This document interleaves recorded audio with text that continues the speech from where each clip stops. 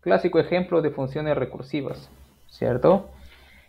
Bueno, los números de Fibonacci, también conocido como secuencia de Fibonacci, ¿no? Entonces, para cada índice le corresponde un numerito. Sino que un número de Fibonacci en la posición K depende, la definición de ella depende de los dos antecesores a ella. Por ejemplo, la definición del tercer número de Fibonacci depende del primero, perdón, del tercero, dije, ¿no? Del tercero depende del segundo y del primero. Del quinto depende del cuarto y del tercero. Y del décimo depende del noveno y del octavo. Y así sucesivamente. ¿eh? Así sucesivamente. ¿Ok? Entonces, ok. Entonces, eh, ¿cómo definimos? Bueno, acá ya tenemos la definición recursiva, ¿cierto? De la secuencia de Fibonacci.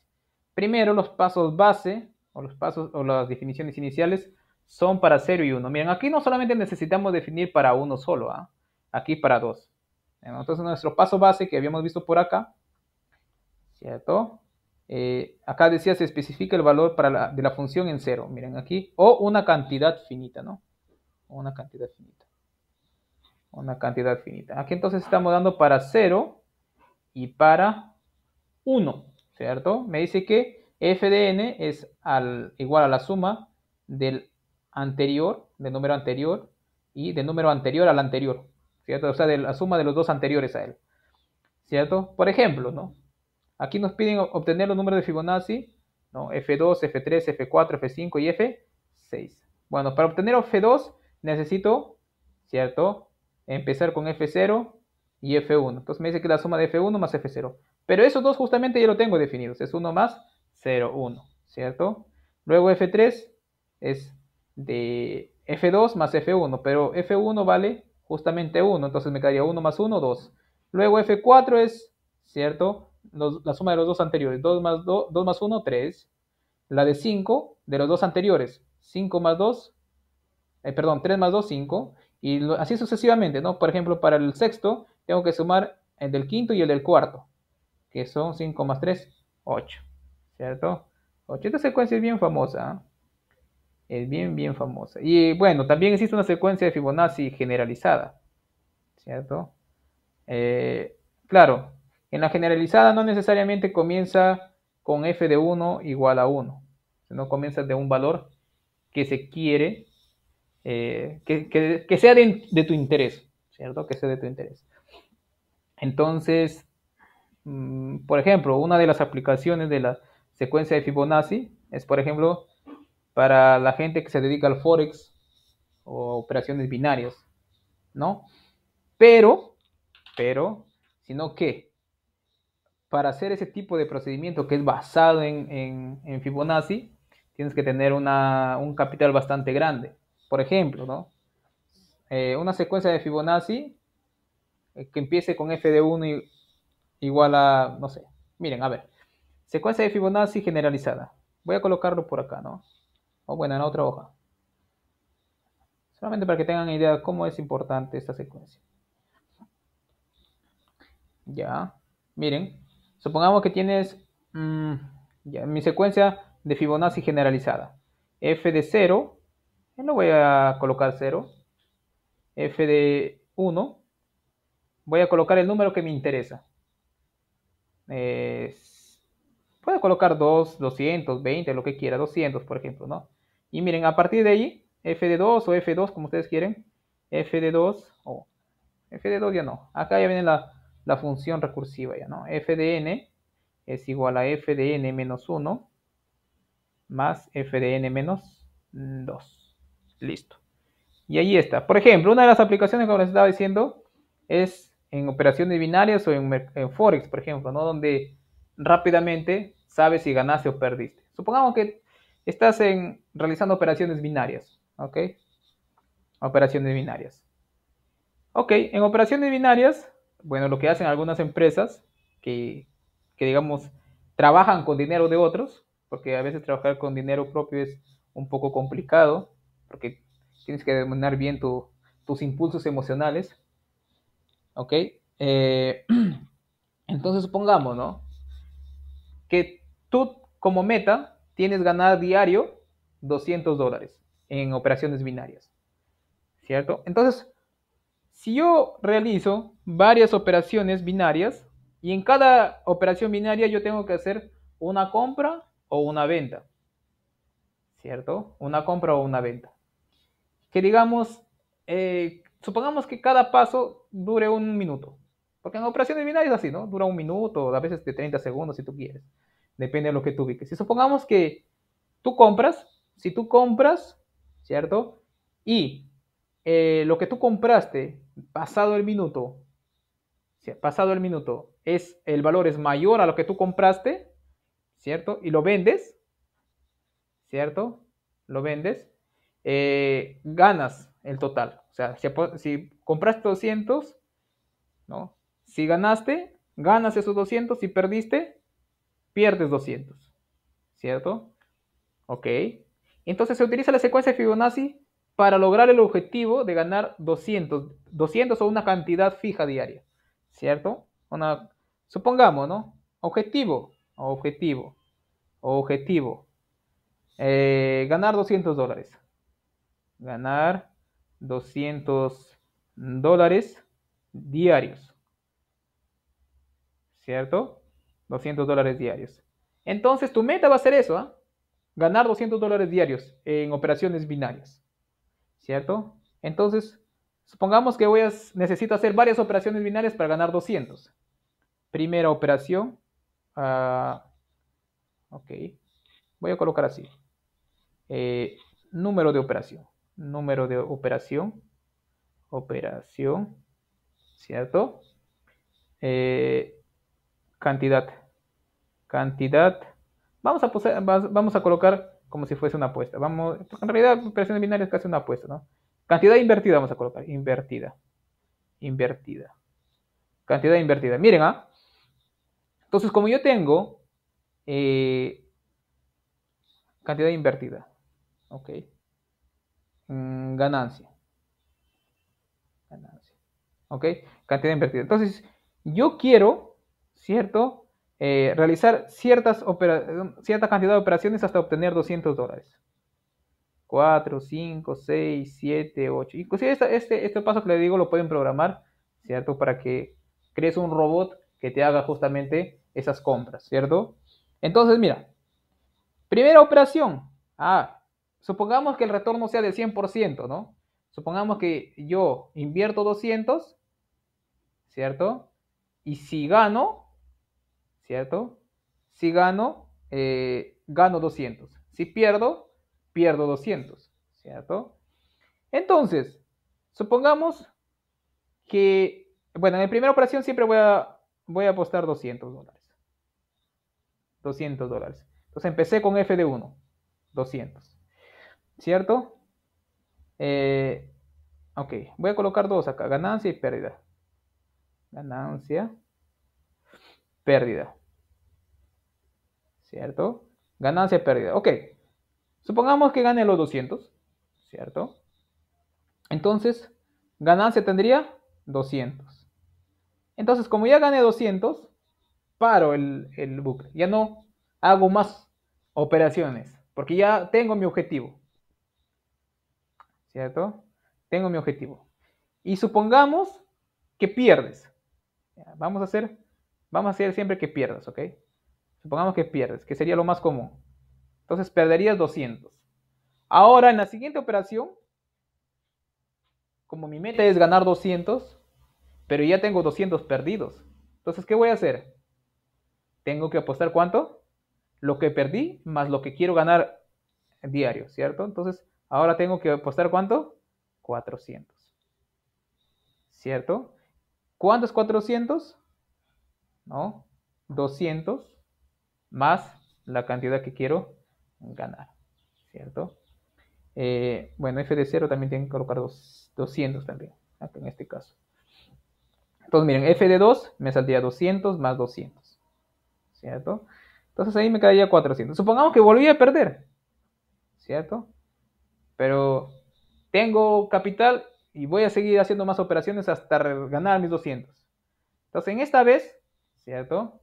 En esta vez ya no voy a ganar, perdón, ya no voy a apostar, ¿cuánto? Bueno, aquí ya perdí 400, ¿no? 400. Ok, fdn menos 1. Aquí me faltó algunas cosas. Hasta f de 0, es así. Hasta f de 0. Sumo todas las anteriores. Entonces, miren, como yo quiero, ¿cierto? Ganar 200, pero ya voy perdiendo 600. ¿Cuánto tengo que apostar ahora? 200 más 400 más 200, ¿cierto? Supongamos que volví a perder.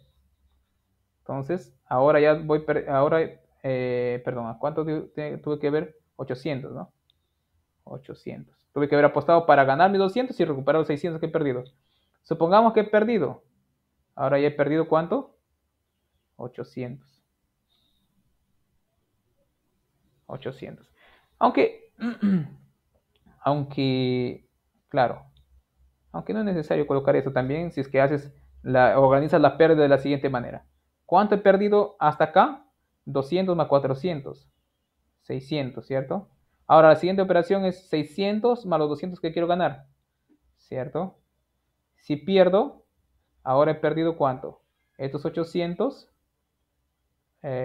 más los 600 que había perdido antes, ¿cierto? Sería 1400, ¿cierto? 1400.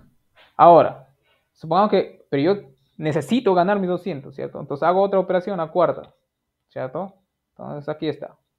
Ahora ya tengo que apostar los 1400 que he perdido en total hasta ahorita, más los 200 que quiero ganar. Entonces tengo que apostar ¿cuánto? 1600, ¿cierto? Supongamos que perdí. Entonces, ¿cuánto he perdido? 1600 más 1400. O sea, ya he perdido $3000. $3000. Supongamos que todavía, no, la única forma de parar es cuando gane mis 200, si no, no me salgo de operaciones binarias. Entonces, ahora tengo que apostar ¿cuánto? Lo que he perdido más lo que quiero ganar. 3200. Miren, va a llegar un momento, ¿cierto? Que la pérdida que he tenido es grande. 3200 más 3000, 6000. 6200, ¿cierto? 6200. 6200. Supongamos que no, todavía no me arrimo y tengo que ganar 1200. Supongamos que perdí. ¿Ok? Entonces tendría aquí ¿cuánto? Tengo que apostar 6200 más los 200 que perdí. Tengo que apostar $6400. Ahora, supongamos que perdí. Entonces, ¿cuánto voy perdiendo? ¿Cierto? Voy perdiendo 12600. Y miren, a partir de acá ya se empieza a hacer bizarro, ¿cierto? Tengo que apostar ahora ¿cuánto? Invertir 12800. Porque quiero recuperar lo que perdí y 200 que he ganado, ¿cierto? Y los 200 que he ganado. Entonces, ¿qué pasa? ¿Cierto? Si pierdo, ya voy a perder ¿cuánto? 12600 más los 12800, ¿cierto? Y eso ya me sale ¿cuánto? Me sale 25.400, ¿no? Sí, 25.400. Y a partir de acá ya se hace mucho más grande. Cada vez empieza a crecer mis pérdidas exponencialmente, ¿cierto? Ahora, para recuperar eso, tengo que apostar los 25.400 más los 200 que quiero ganar, 25.600, ¿cierto? Ahora, si pierdo, ya voy a perder ¿cuánto? Esto más esto, ¿cierto? ¿Cuánto sería? 51.000, ¿no? 51.000. Y luego, en el paso 9, ¿qué pasa? Ya voy a pasar los 100.000. Tengo que apostar acá. 51.200. Ahora, ¿cuánto si pierdo? Tendría ¿cuánto de pérdida? ¿Cierto? 100.200. 51, 102.000, ¿no? Aquí es dólares también. 51 más 51, 102.200. Y miren, ¿ah? O sea, por eso es que le digo que si tú quieres sí o sí ganar, necesitas tener un capital grande, ¿no? Mira, acá sumas estos dos anteriores, sumas estos dos anteriores, sumas y tiene que darte este de acá. como una secuencia de Fibonacci casi. Entonces, ¿cierto? Si tú quieres vivir, por ejemplo, del Forex o de operaciones binarias, ¿cierto? Necesitas tener que un capital grande, porque nadie te asegura que vas, digamos, a ganar entre las 10 primeras operaciones que hagas. Puede ser que pierdas. Por eso es que dice que el que siempre gana es el que tiene un capital grande. Porque yo creo que es casi imposible que llegues a 20 operaciones sin haber ganado. Pero para llegar a 20 ya habrás pasado cuántos millones de dólares como base, como, como capital, ¿no? Y eso que solamente quieres ganar 200. Y supongamos que tienes una meta de ganar 1000 por día. Eso sí, se multiplica enormemente, ¿cierto? Enormemente. Entonces, miren, acá tenemos también, digamos, si yo quisiera, o sea, yo ¿por qué he puesto esto? Porque miren, quiero que vean algo. Si a ti te pidieran programar un robot o hacer un robot, ¿no? Que haga operaciones binarias, ¿cierto? De tal manera, ¿cierto? Que te dé a ganar todos los días $200, ¿cierto? Tú tienes que tener tienes que formar ¿qué? Una función recursiva. Muy parecida a quién? A la función de Fibonacci, ¿cierto? Sino que tu función recursiva, ¿cierto? En algún momento va a parar porque este tiene un tope, ¿no? ¿Cuál va a ser el tope? El capital que tienes. Entonces ahí tienes que crear una función recursiva hasta un cierto paso, ¿cierto? Entonces, miren, funciones recursivas son interesantes inclusive para crear robots que inviertan algo, ¿no? ¿Ok? Supongamos que tú quieres ganar $200 y tu capital es simplemente de 1400.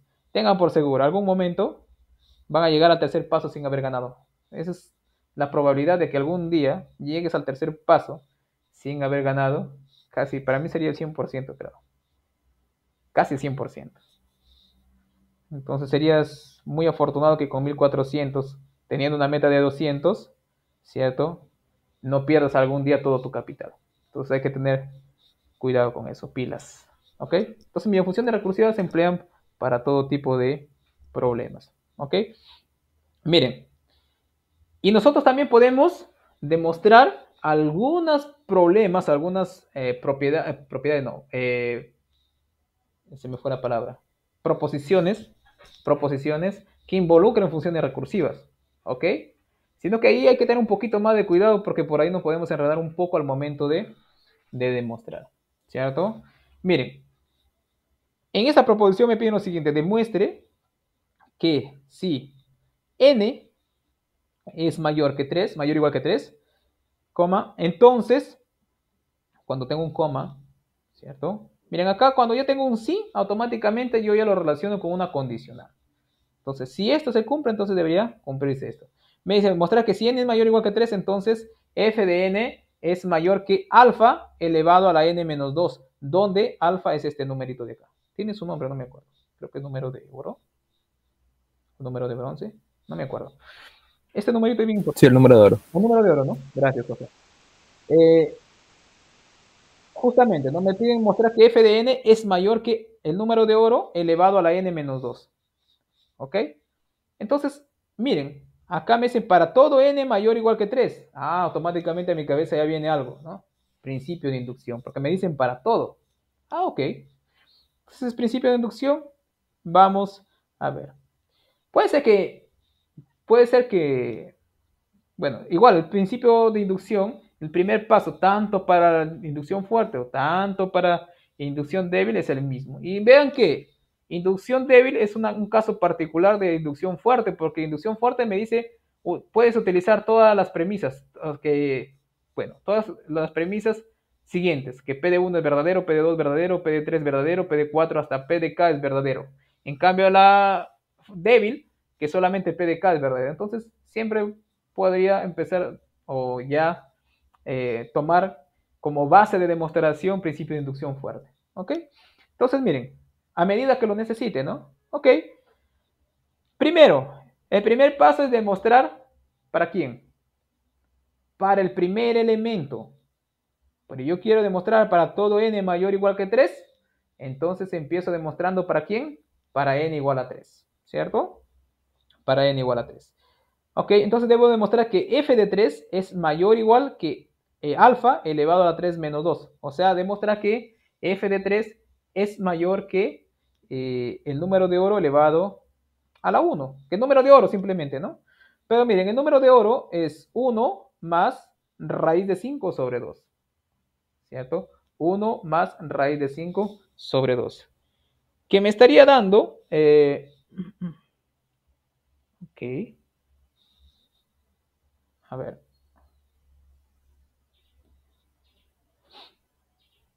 A ver. 1 más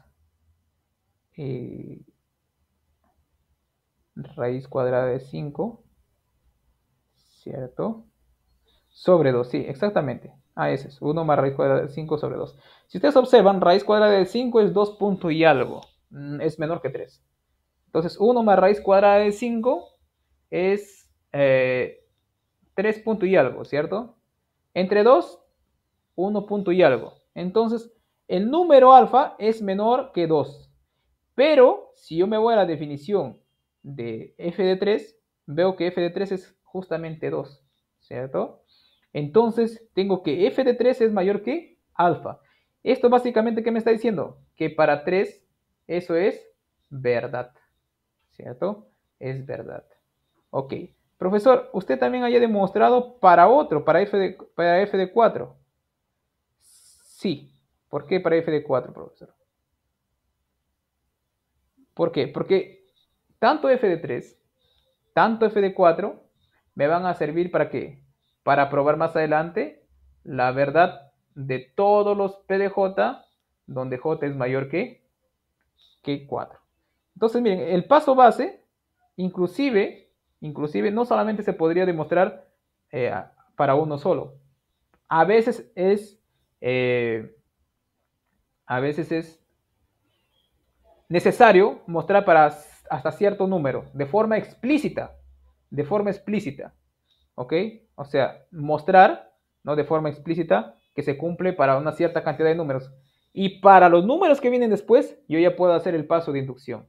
Porque en el paso de base, a priori habíamos definido que para el primer elemento, eso yo lo puedo extender para cualquier elemento del cual yo requiera más adelante, ¿cierto? Pero tiene que ser siempre para una cantidad finita. En este caso, para 2, para f3 y f de 4, para los dos primeros. ¿Ok? ¿Por qué? Porque en el paso de inducción voy a necesitar justamente del f de 4. ¿Ok? Miren. ¿Ok? Ahora, supongamos que p de j es verdadera. Para demostrar por inducción debería mostrar que p de j más 1 es verdadera. Que la veracidad de p de j demuestre la verdad de, o pueda, implique, ¿no? La veracidad del p de j más 1. ¿Ok? Pero si p de j es verdad, ¿cierto? Bueno, acá coloco p de j, ¿no? Pero obviamente se asume que p de j, o bueno, p de n, ¿cierto? Es justamente esta propiedad de acá, ¿no? Entonces p de j sería f de j mayor que alfa elevado a la j menos 2, ¿cierto? Entonces miren, f de j, p de j es f de j mayor que alfa de j menos 2. Y eso sucede para todo j, utilizando inducción fuerte, mayor que 3 y menor o igual que k. Ojo, para todo j, entre el primer elemento y ese k, ¿cierto? Donde k tiene que ser mayor o igual que 4. ¿Ok? Ok. O mayor o igual que 3 también si quieren. Sino que acá coloco mayor o igual que 4, justamente porque en la definición de los números de Fibonacci, ¿cierto? Necesitamos, ¿no? Los dos anteriores para poder definir un elemento. Un número de Fibonacci, recuerden que se define a partir de los dos anteriores. Ok, entonces, yo quiero demostrar que esto es verdadero. Que f de k más 1 es mayor que alfa elevado a la k más 1. ¿Cierto? Pero si ustedes observan, ¿cierto? Recordando la... ok. Ok, si ustedes observan el alfa, ¿dónde está el alfa? Acá. Este es alfa al cuadrado. Ya. Si ustedes observan el alfa, Es 1 más raíz cuadrada de 5 sobre 2. Eso les suena, ¿no? Menos b más menos la raíz cuadrada de b al cuadrado menos 4ac sobre 2. ¿Cierto? Haciendo el proceso inverso para obtener la ecuación, el alfa vendría a ser la solución de ¿quién? De esta ecuación cuadrática. Este número de oro es una solución de esta ecuación, ¿cierto? Ahora, si es solución de esta ecuación, el alfa debe satisfacer esta ecuación, ¿cierto? O sea, alfa al cuadrado es igual a alfa más 1. Alfa más 1. Recuerden que yo quiero mostrar que alfa elevado a la k menos 1 es menor que f de k más 1. ¿Listo? Ahora, partiendo de alfa elevado a la k menos 1, ¿cierto? Si nosotros, aquí, ¿dónde estamos? Ok, ya. Alfa elevado a la k más 1, hay que tener presente esto de acá, ¿ya? Yo lo puedo reemplazar, bueno, lo puedo expresar de la siguiente manera, ¿no? Como alfa cuadrado por alfa elevado a la k menos 3, porque acá simplemente si sumo exponentes, me queda k menos 1, ¿cierto? Muy bien, pero alfa al cuadrado yo sé que es alfa más 1, ¿cierto? Entonces lo reemplazo, ¿cierto? Aquí reemplazo esta estrellita de acá, ¿cierto? Listo. Pero, alfa de k menos 3, ¿cierto? Por el principio de inducción, satisface esto de acá, ¿cierto? Bueno, antes de hacer eso, observen que al multiplicar acá me quedaría alfa, a ver, aquí me está faltando algo. Alfa k, y sí, k menos 3, aquí no lleva k, ¿no? Me quedaría alfa por k menos 2 más alfa elevado a la k menos 3, ¿cierto? Alfa elevado a la k menos 2 por alfa k menos 3. Pero yo ya sé que f de k menos 2 es mayor que alfa elevado a la k menos 2 y también sé, por hipótesis de deducción, que alfa elevado a la k menos 3 es menor que f de k menos 3. Alfa de k menos 3 más 2 sería, ¿no? Exactamente. Exactamente. ¿Ok? Entonces, por principio, por hipótesis de inducción, esto ya satisfacen, ¿no?, la propiedad de acá, ¿cierto? Entonces, al final de cuentas, ¿qué me quedaría? Alfa elevado a la k, ok, esto ya lo tenía, por hipótesis de inducción tenemos que para k menos 1 satisface y para k también, ¿cierto? Lo único que vamos a hacer es reemplazar. Entonces, f de k más 1, yo sé, por definición, ¿de quién? De los números de Fibonacci es la suma de los anteriores, los dos anteriores a él, ¿cierto? Pero este de acá y perdón, k y k menos 1 satisfacen la hipótesis de inducción, ¿cierto? O sea, satisfacen esto de acá y esto de acá. Entonces, este de acá me queda mayor que alfa elevado a k menos 2 y este de acá me queda mayor que k menos 3. Pero, ¿cierto? Alfa elevado a la k menos 2 más alfa elevado a la k menos 3 me sale justamente ¿quién? Alfa elevado a la k menos 1. Eso es verdad. En todo caso me quedaría mayor, ¿no? A ver. Sí y no. A ver, k menos 3. Si factorizo, alfa elevado a la k menos 3. Alfa elevado más 1, ¿no? Alfa más 1. Ok. No, pero ya está acá, ¿no? Justamente esto, acá ya teníamos la propiedad. Justamente. Como esto de acá era igual a alfa k menos 1, ¿cierto? Porque aquí ya lo teníamos. Entonces, ¿qué hemos tenido? Si miramos los dos extremos, tenemos que el número de Fibonacci del orden k más 1 es mayor que alfa elevado a la k menos 1. ¿Eso qué me quiere decir? Que la proposición para k más 1 es verdadera. Y esa veracidad nosotros la hemos obtenido ¿de dónde? A partir de la veracidad de quién? Que la función se cumple para quién? Para k menos 1 y para k, ¿cierto? Utilizando principio de inducción fuerte, ¿cierto? Y ahí tendríamos, ¿no? Por concluida la demostración. ¿Ok? Muy bien. Así como nosotros definimos funciones, funciones recursivas, ¿cierto? Eso gracias a que en la función podemos encontrar ciertas características en las imágenes de los respectivos números, ¿cierto? A partir de los anteriores, ¿cierto? La pregunta es, ¿será que también tenemos una forma de definir de forma recursiva un conjunto donde puede encontrar una característica en sus elementos? La respuesta es sí, siempre y cuando tenga esa característica, ¿cierto? Conjuntos y estructuras definidas recursivamente. Y la definición es bien parecida a la definición de quién, de funciones recursivas, ¿cierto? Ok, ¿cómo podría yo definir un conjunto de forma recursiva? Primero vamos a seguir lo de siempre, el paso base, ¿cierto? El paso base para funciones recursivas, ¿en qué consistía? En definir, ¿cierto? Explícitamente el valor de las imágenes para una cantidad inicial de datos, de números. Bueno, inicialmente era para el primero o para el segundo, ¿no? Por ejemplo, en el caso de Fibonacci, para los dos primeros. Puede ser para los tres primeros, en otras cosas, ¿no? En otras funciones. Eso va a depender mucho de la función. ¿Ok?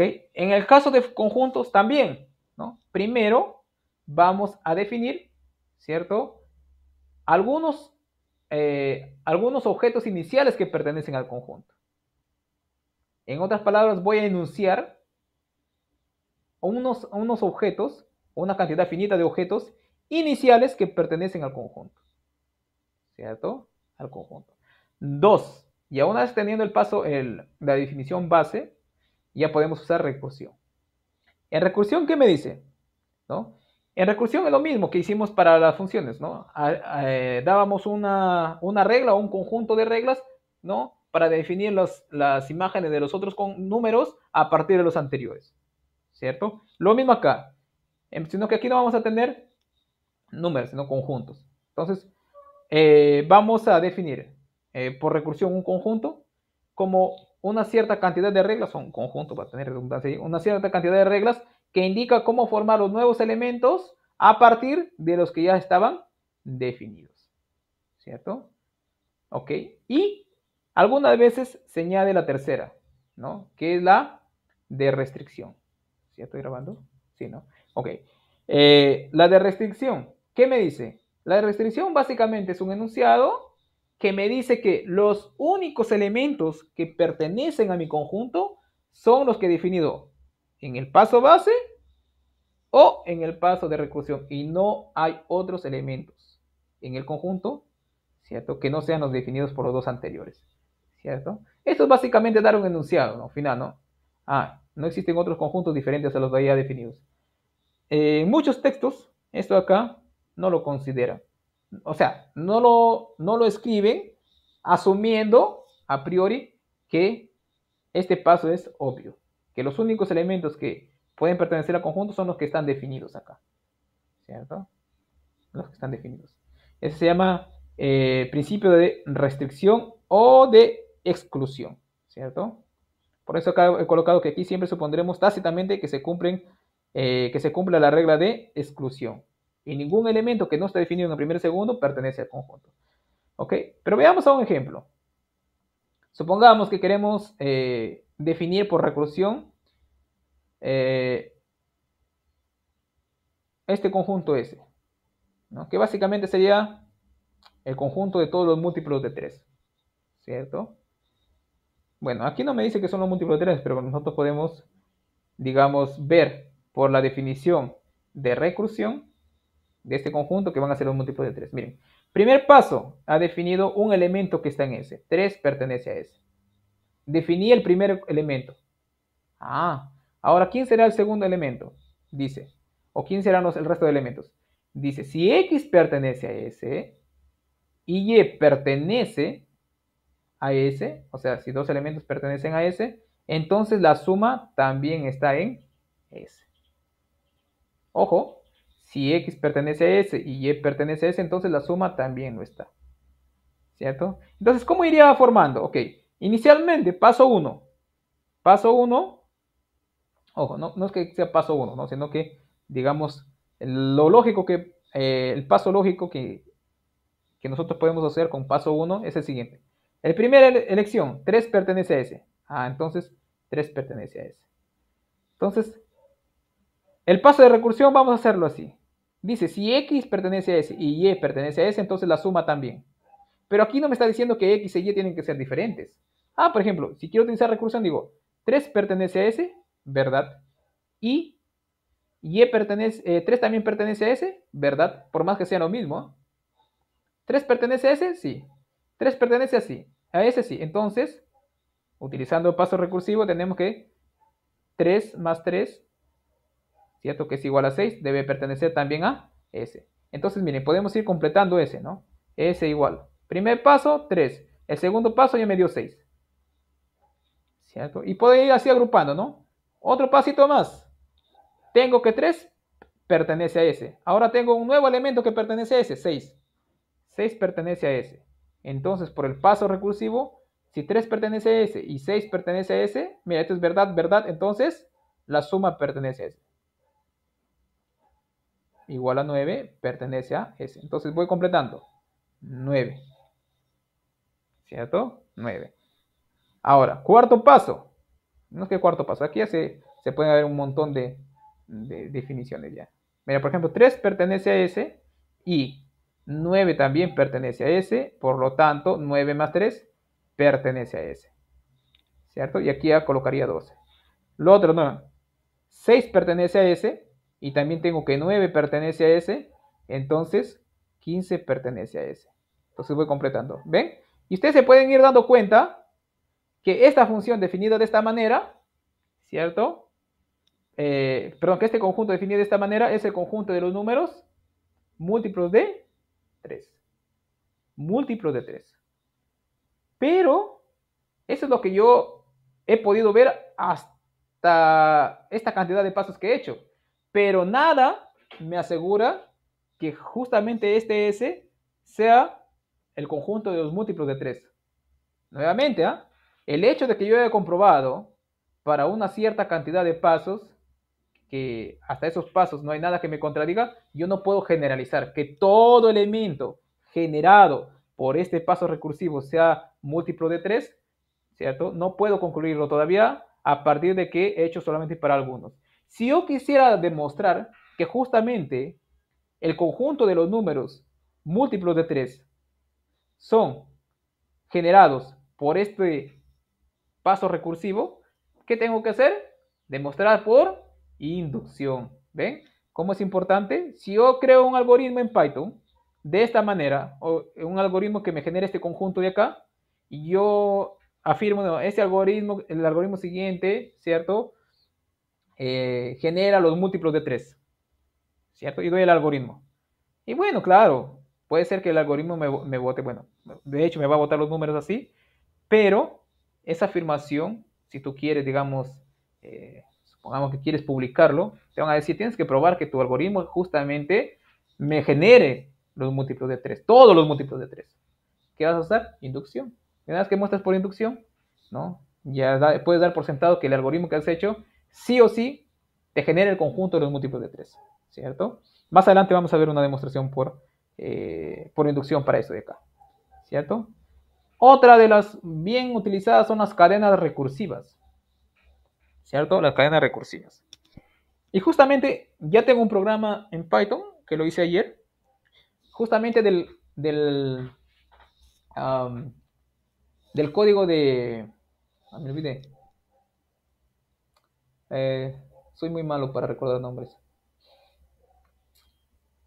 El código de... bueno, para codificar mensajes, ¿cierto? El mensaje que vimos la semana pasada era el mensaje de quién, no me acuerdo. Qué mala memoria tengo. Ok, para codificar mensajes, ¿recuerdan? Sí, siempre me acuerdo del contenido, nunca me acuerdo los nombres. Que agarrábamos una letra del alfabeto, ¿cierto? Lo convertíamos en número, que era justamente de la posición al cual se encontraba, y luego lo pasábamos 3 posiciones para adelante o K posiciones para adelante, ¿cierto? Por ejemplo, si yo quiero programar ese algoritmo que me codifique un mensaje, tengo que utilizar en Python el concepto de cadenas, ¿cierto? El concepto de cadenas. Y ya tengo el programa que me codifica eso. ¿Sí, Aaron?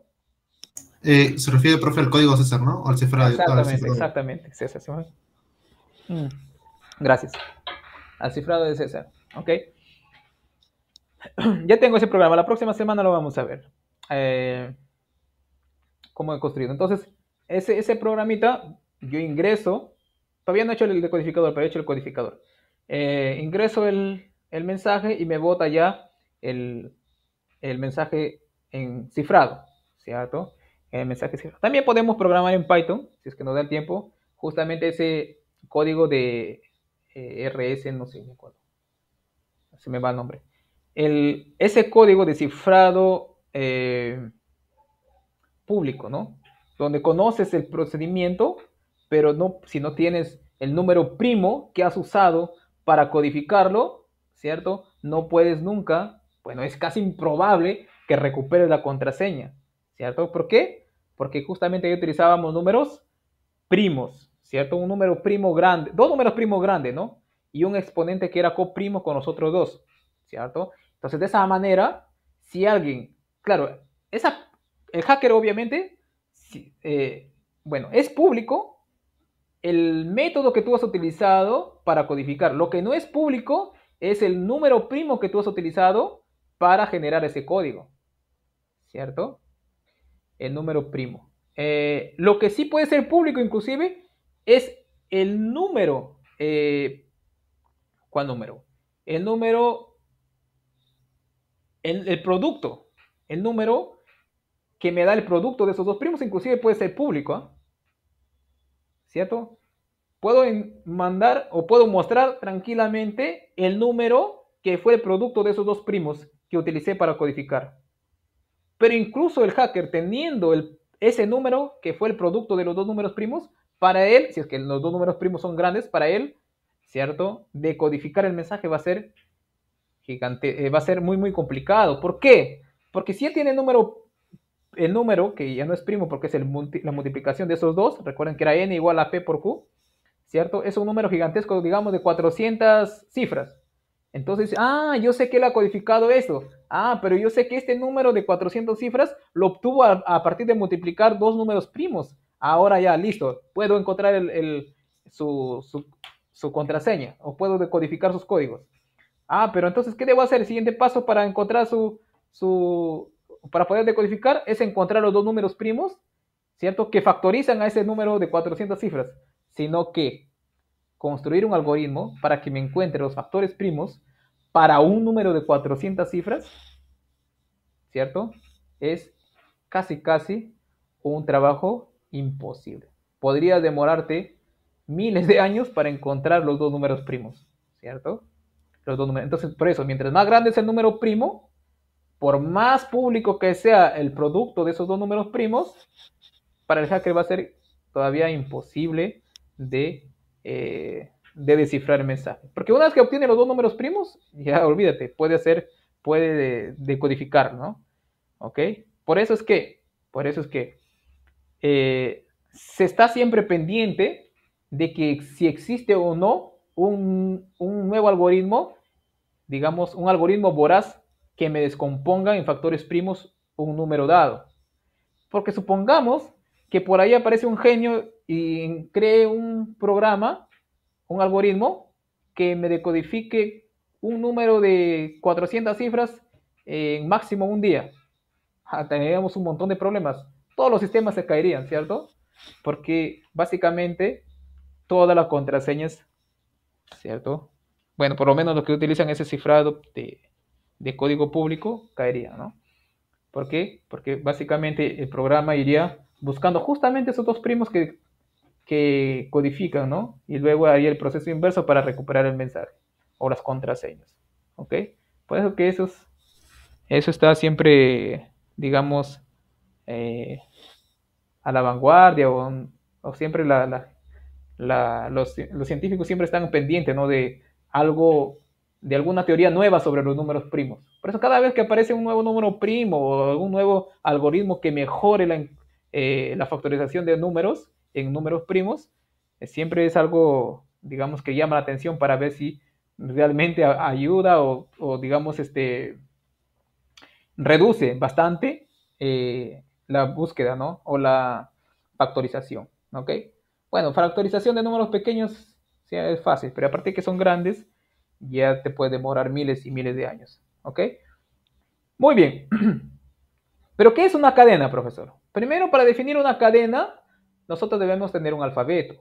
¿Pero un alfabeto qué es? Bueno, un alfabeto simplemente es un código, perdón, un conjunto finito, finito que tiene elementos, o sea, no vacío, cuyos elementos nosotros le podemos llamar letras o símbolos o caracteres, ¿cierto? O un carácter. Y a partir de ese alfabeto nosotros podemos generar, ¿cierto? Algunas cadenas o palabras también, como algunos le llaman, ¿cierto? Una cadena de palabras. Ok, pero ¿qué es una cadena? ¿Cierto? Una cadena simplemente es una ordenación finita. ¿De quién? De ciertos caracteres de el alfabeto. ¿Cierto? Bueno, por ejemplo, tienes el alfabeto español, ¿cierto? Una cadena vendría a ser una palabra, ¿cierto? O podría ser una frase, ¿cierto? Pero no vamos a considerar los espacios, porque digamos, si lo colocas en cuadraditos sucesivos, cada cuadradito debe estar ocupado por un carácter. Claro, los espacios se pueden adicionar como un carácter nuevo también si quieren. Y eso es justamente lo que nosotros hacemos en Python, ¿no? Para separar las palabras usamos un nuevo carácter, que es el carácter vacío. Y ese vacío justamente también se considera dentro del alfabeto, para que al momento de generar palabras, ¿no? O oraciones, pueda separarlas. ¿Ok? Entonces, podemos generar cadenas, ¿cierto? Y esas cadenas, el conjunto de cadenas que se pueden generar por un alfabeto sigma, se le coloca como sigma estrella o sigma asterisco. Por ejemplo, un alfabeto, el más sencillo que hemos visto hasta ahorita, ¿cierto? El alfabeto el alfabeto conformado por los dos números binarios, 0 y 1. Es un alfabeto. Porque un alfabeto es un conjunto finito de elementos, no vacío. Tengo 0 y 1. Por ejemplo, ¿quién sería el conjunto de las cadenas generados por ese alfabeto?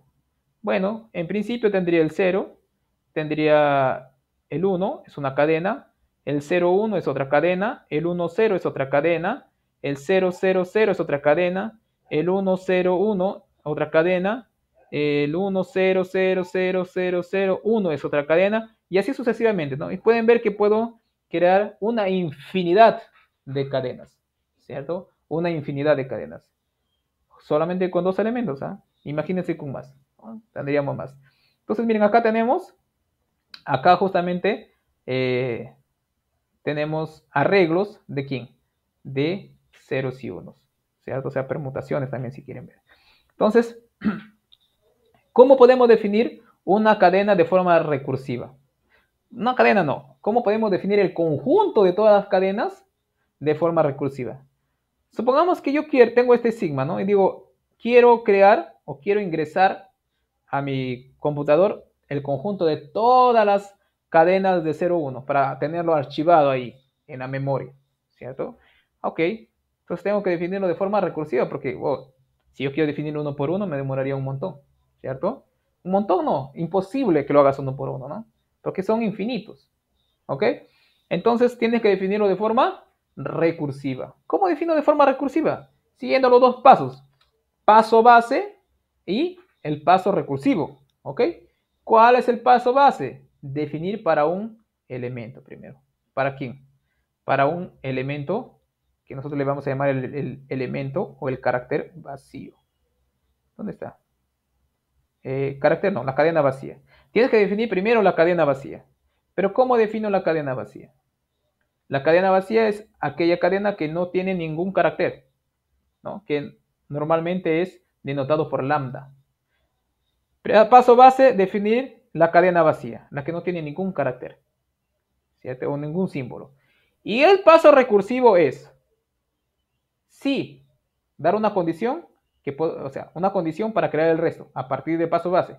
Si W pertenece a la cadena, al conjunto de cadenas, y X está en el alfabeto, entonces W por X pertenece a la cadena. Bueno, WX, o sea, W por X no es W seguido de X, que bueno, en Python eso se llama concatenar o concatenación. Concatenación. Y podemos concatenar también cadenas allá. ¿Ok? Miren, por ejemplo, acá está. Supongamos que mi alfabeto sea conformado por los números binarios, ¿cierto? Ah, muy bien. Entonces, miren, paso 1. Bueno, acá no está. Paso 1. Así. Paso 1 tengo el vacío. Ya, bueno. El vacío, ¿cierto? Que es el carácter que no tiene nada. O sea, nada. False, en todo caso, en el caso de Python, ¿no? Entonces el vacío ni siquiera lo vamos a colocar ahí. O sí también, ¿no? Colocamos lambda, ese va a ser el vacío. Este denota el vacío, ¿ok? Ahora, siguiente paso. Si W pertenece al conjunto de cadenas y X pertenece al alfabeto, entonces W seguido de X pertenece al alfabeto.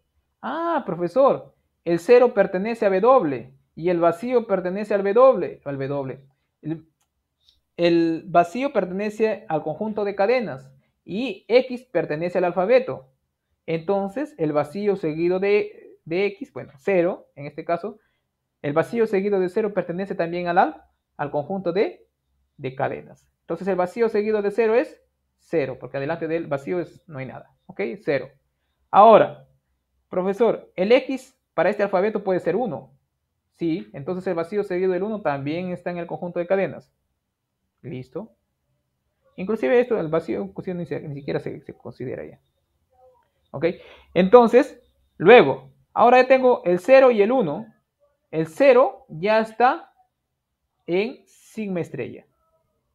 ¿Cierto? El 0 ya está en sigma estrella. Pero también tengo que el 0 está en el alfabeto. Entonces, 0 seguido de 0 también pertenece a sigma estrella. Luego, profesor, el 0 ya está aquí. Y el 1 sí está en el alfabeto, por lo tanto el 0 seguido del 1 está en el alfabeto, en el conjunto de las cadenas. Profesor, el 0, 0 está. Y el 0, 1, el 0, 1 no. El 0, 1 no está en sigma. El 0, 0, 0, 0 está en sigma estrella. Y el 1 está en sigma. Entonces, el 0, 0 seguido de 1 también pertenece a sigma estrella. Profesor, el 0, 0, 1 está en sigma estrella y el 0 está en sigma. Entonces 0, 0, 1 seguido de 0 también está. Y así de esa manera puedes definir de forma recursiva todos los elementos de sigma estrella, o sea, del conjunto de palabras formadas por los símbolos 0 y 1, el conjunto de cadenas, ¿cierto? El conjunto de cadenas formadas por los caracteres 0 y 1. Entonces, mira, no solamente funciones recursivas me ayuda para abreviar algunas definiciones, ¿cierto? Sino que me ayuda o me permite definir todos los elementos de un conjunto, ¿cierto? Que para mí sería imposible de definirlos uno por uno, ¿cierto? Imposible, ¿ok? Listo. Y ahí tenemos. Por ejemplo, tenemos otra definición por acá. Dice, también podemos, ¿no?, definir la función longitud de una cadena. ¿Cuál es la función cuál es la longitud de una cadena? Simplemente la cantidad de caracteres que tiene una cadena, ¿cierto? ¿Y cómo lo defino de forma recursiva? Fácil. Función igual a la longitud de la cadena vacía, 0. Y la longitud de la cadena W, omega seguido de X es la longitud de omega más 1, ¿cierto? Porque omega puede ser una cadena de longitud cualquiera y simplemente como le estoy añadiendo uno más, le sumo 1, ¿cierto? Entonces, miren, en vez de estar definiendo la longitud para cada una de estas cadenas, puedo definirlo de forma recursiva, ¿cierto? Entonces, al momento de primero haber definido sigma estrella y luego haber definido esto de acá, yo le puedo preguntar a Python, muéstreme la longitud de la cadena y escribo una cadena gigantesca. Entonces, lo que va a hacer Python es usar esta definición recursiva para el conjunto de cadenas formada por 0 y 1 y esta función de acá para botarme la respuesta, sin la necesidad de haber yo definido la longitud para cada uno de ellos. De hecho, la función longitud ya es algo que está incorporado en Python, ¿cierto? Pero nosotros hay que programarlo también eso. Hay que programarlo, ¿ok? Para saber cómo se ha construido, ¿no? Pero digamos, esta función, que es la función len, ya está definido en Python para encontrar la longitud de cualquier cadena. Solo que en Python, ¿cierto? Ok, sí, me da la longitud, sino que hay que tener un poquito de cuidado en Python porque si yo tengo una cadena A, B, C, D, E, si yo quiero que me muestre el que está en la posición 1, ¿cierto? Por ejemplo, yo pongo acá cadena igual a esta de acá. Así. Si yo le doy a la cadena como una variable esta de acá, ¿cierto? Entonces, si yo quisiera preguntarle a Python, ¿cuál es la posición en la cadena? La posición 1. No me va a votar A, me va a votar B.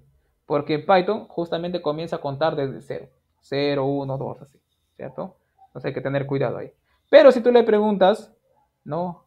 Longitud de cadena, ahí sí te va a mostrar 1, 2, 3, 4, 5, ¿no? Te va a votar 5. Bueno, no te vota igual, sino aquí no, abajo, 5, ¿cierto? ¿Ok? Muy bien. Muy bien. Entonces, miren, ya tenemos la función longitud recursiva para definir la longitud de cadenas, ¿cierto? La longitud de cadenas. ¿Ok? Miren, y no solamente podemos definir de forma recursiva, ¿cierto? Cadenas o funciones o sucesiones.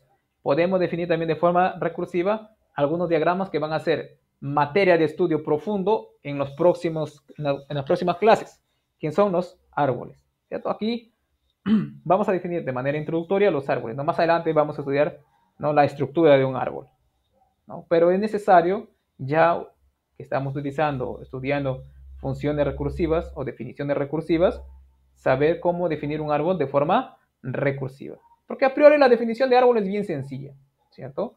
¿Qué es un árbol? Miren, un árbol no vamos a definirlo desde el punto de vista grafo, ¿no? Sino algo más sencillo. ¿Qué es un árbol? Miren, un árbol, claro, aquí definición de árbol con raíz. Un árbol con raíz consiste ¿en qué? En un conjunto de vértices, ¿cierto? Un conjunto de vértices y un conjunto de aristas, ¿cierto? Donde, ¿cierto? Un vértice debe estar conectado con una arista. Y existe un vértice distinguido, ¿cierto? Ese vértice distinguido es llamado raíz. Por ejemplo, raíz es de donde parten todos, o que pueden ser conectados con todo mundo, ¿cierto? Acá nada más, raíz. Esta es la raíz. A partir de aquí nace todo, ¿cierto? ¿Ok? Y este conjunto no. La definición de árbol, la noción de árbol, ¿no?, principalmente árboles binarios, son cruciales, chicos, para programar, ¿cierto? Son cruciales para programar. Por ejemplo, un ejemplo sencillo, ¿no? Supongamos que estoy en una página web, ¿cierto? Ok.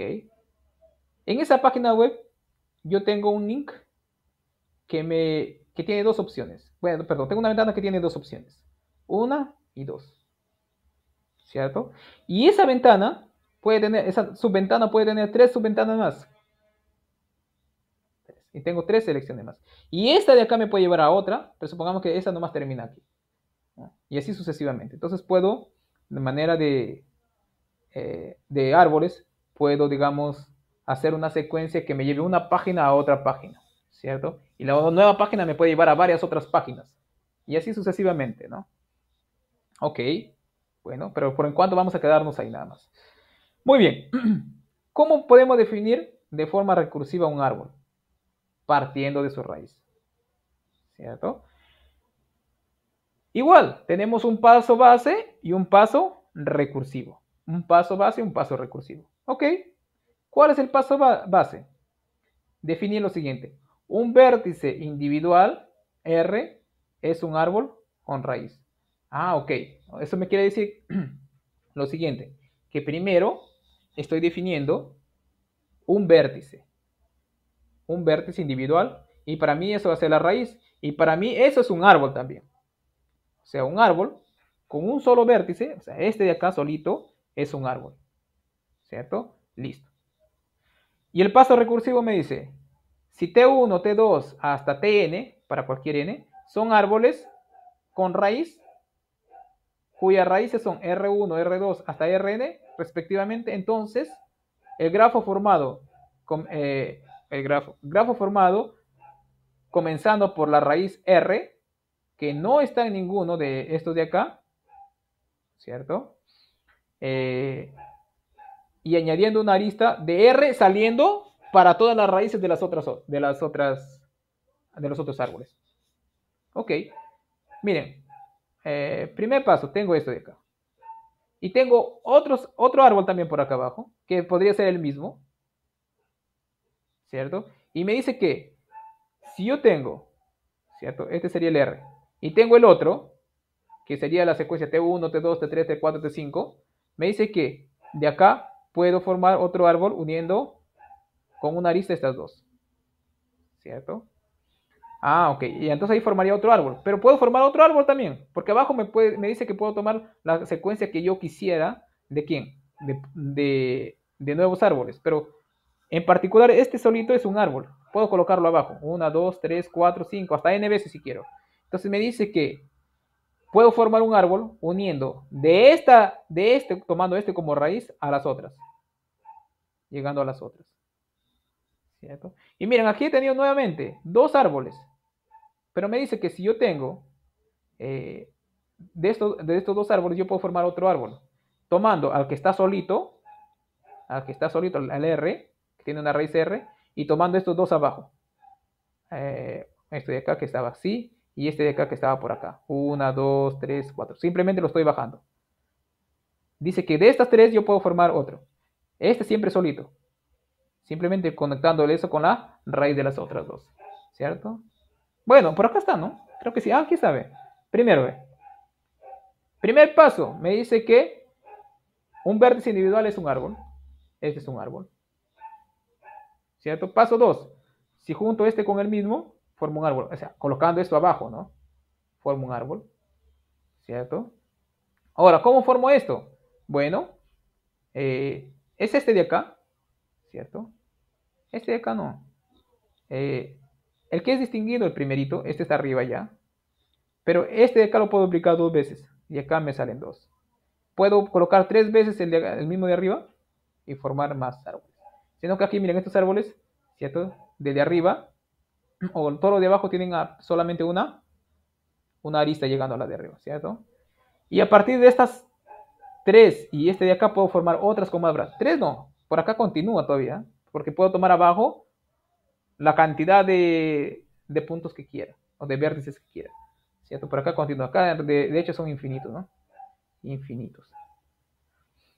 Y de acá puedo formar otro también, siempre tomando esto arriba. Coloco esto arriba y dos abajo, ¿cierto? Y dos abajo. ¿Quién podría colocar? Esto arriba y abajo, no necesariamente dos es cuando es binario. Abajo, esto arriba y puedo colocar la cantidad de elementos de acá abajo. La cantidad que yo quiera. Primero voy a comenzar con uno. Esto arriba y esto abajo. Lo junto con una arista. Esto arriba y esto abajo. Lo junto con una arista. Esto arriba y esto abajo. Lo junto con una arista. Esto arriba y esto abajo. Lo junto con una arista. ¿Cierto?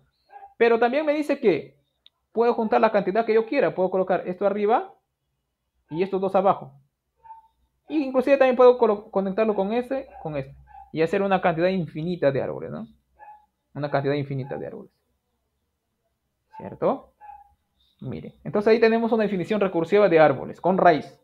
Con raíz, ¿ok? Y también tenemos los árboles binarios. ¿Qué son los árboles binarios? ¿Cierto? Bueno, más adelante vamos a ver los gráficos, pero a priori tenemos esta definición recursiva para árboles binarios. Porque árboles binarios en realidad es que de un vértice tengo, ¿cierto?, que jalar para dos aristas. De una raíz jalo para dos aristas. De una raíz tengo que jalar para pues, tengo que salir con dos aristas. ¿Ok? Vamos a ver aquí. Me dice, el conjunto de árboles binarios. Ya tenemos dos tipos de árboles binarios. El extendido y el completo. ¿Cierto? El extendido y el completo, si no me equivoco. Sí. El binario extendido y el binario completo. Para el binario extendido se define de la siguiente manera. Primero, acá miren, me dice que el conjunto vacío es un árbol extendido, un árbol binario extendido, el vacío. O sea que no tiene ningún elemento, ¿cierto? No tiene ninguna arista en ningún vértice. En el siguiente, si T1 y T2 son árboles binarios extendidos, hay un árbol binario extendido denotado por esto, T1 por T2. Nosotros vamos a llamar por, o concatenación también, como algunos llaman. Vamos a llamarle por. Va a haber un árbol T1 por T2, que consiste, ojo, que consiste en una raíz R, ojo, la raíz R ya lo está dando para formar el siguiente, Está declarando que existe una raíz R que une a las otras dos, que une con aristas a las otros dos árboles binarios. Ok, miren, primer paso, vacío, ¿cierto? Luego me dice, si yo tengo dos árboles binarios extendidos, puedo. Aquí a priori, en el primer paso, tengo que el vacío es un árbol. Pero me dice que si yo tengo T1 y T2, dos árboles binarios, bueno, T1 igual al vacío, T2 igual al vacío, lo puedo colocar también. Y me dice, puedo construir un árbol a partir de una raíz, ¿no? Tomando una raíz y tomando aristas a esos de ahí. Pero como estos son vacíos, y acá me dice, a medida que T1 y T2 no sean vacíos. Entonces, como estos son vacíos, no tengo a dónde jalar la arista. Entonces me quedaría simplemente un vértice. Un vértice. Este de acá. Ahora, en el siguiente paso, ya tengo tengo dos árboles binarios extendidos. El que es con una raíz, formado por una única raíz, y sin aristas, y el vacío. Entonces puedo formar a partir, ¿no? T1 y T2 puedo tomar el puntito y T2 el vacío. Y dice que a partir de ellos dos, colocando una raíz arriba, puedo formar otra. Entonces, ¿cómo lo formo? Jalando una arista hacia quien no sea vacío. Pero aquí, como es vacío, ya no hay nada que hacer. ¿Cierto? Pero puedo formar otro también. Voy a colocar esto vacío. Bueno, puedo colocar primero el vacío y luego el puntito. T1 igual al vacío y el otro que era solamente raíz. Y dice que puedo formar otro colocando una raíz arriba y jalando una arista hacia el que no es vacío. Entonces tendría este de acá. ¿Listo? Ahora, pero puedo tomar T1 igual a este de acá y T2 también a ese de acá. Ya. 1, 2. Dice que puedo construir un árbol tomando una raíz arriba y jalando a los que no son vacíos. Pero como estos dos de aquí son diferentes de vacío, entonces me queda este acá. Entonces, miren, el segundo paso, ¿cuántos he construido? 1, 2, 3. Justamente lo que aparece acá. 1, 2, 3. ¿Cierto? Y en el siguiente igual. Miren, en el siguiente, ¿no? Ok. Me dice que puedo juntar dos árboles binarios extendidos y luego crear otro a partir de, ¿no?, colocar una raíz arriba. Por ejemplo, ¿no? El primero, ¿cierto? Bueno, este de acá sale. Por ejemplo, el de acá, ¿cómo lo he encontrado? Ya, ¿este es un árbol binario extendido? Sí. Entonces lo coloco aquí. ¿El puntito en particular es un árbol binario extendido? Sí. Porque acá está. Ah, y me dice que yo puedo formar otro colocando una raíz arriba y jalando dos aristas hacia los que no son vacíos. Y me he formado el de acá. ¿Cierto? Profesor, ¿y cómo formó esto de acá? Bueno, en vez de considerar este, he considerado este de acá. Y así sucesivamente, ¿no?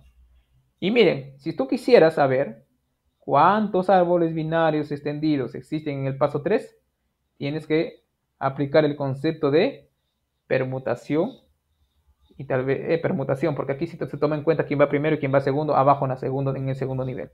¿Ok? Entonces, miren, aquí se va, ¿no?, aplicando todo lo que se ha aprendido. ¿Ok? Pero bueno, como os digo, el estudio a profundidad de árboles son materias de próximas clases. ¿Ok? Y entonces, también tenemos otro tipo importante de árboles, que son los árboles binarios completos. ¿Ok? Miren, en el árbol binario extendido significa que está considerando algo a más que el otro. ¿Cierto? Que el otro árbol binario. Está considerando el vacío. En el completo, no considera el vacío, pero la definición es básicamente la misma. Dice, primero hay un árbol binario completo que consiste en solo una raíz. ¿Cierto? Un vértice individual. Y el paso recursivo es básicamente el mismo anterior. Si tengo dos T1 y T2, o sea, dos árboles binarios completos, entonces puedo crear otro, ¿cierto? ¿A partir de quién? ¿No? ¿A partir de quién? Colocando acá T1 y T2, jalando, uniendo con aristas a T1 y a T2. ¿Cierto? ¿Ok? Conectan a la raíz, ok. Este es el izquierdo y este es el derecho. Este se importan en el orden, ¿no? Por ejemplo, miren, esto es un subconjunto en realidad de los de arriba. Este de acá va a estar, el de acá no, porque el de acá sí consideré el vacío. El de acá lo construí considerando el vacío. Por lo tanto, estos de acá no van a aparecer en el completo. ¿Ok? Primer paso me dice que es conformado por un solo vértice, está en el conjunto. Está en conjunto de árboles binarios completos. Segundo paso, me dice que si considero T1 y T2, que son árboles binarios completos, entonces puedo crear otro allá. Entonces coloco T1 igual a T2 igual al puntito que aparece acá. Entonces me dice que puedo construir otro tomando una raíz arriba, colocando T1 a la izquierda, que sería el puntito, bueno, T1, y colocando T2 a la derecha, ¿cierto? Recuerda que este es T1 y este es T2, y uniendo con aristas saliendo de la raíz. ¿Cierto? Listo. Ahora, si hacemos el otro paso, me dice, si yo tengo dos árboles binarios, ¿cierto? Dos árboles binarios completos, entonces puedo formar otro a partir de ellos dos, tomando una raíz arriba de ellos. Entonces, considero nuevamente la raíz. Y abajo coloco dos que ya están definidos. Por ejemplo, acá lo que ya están definidos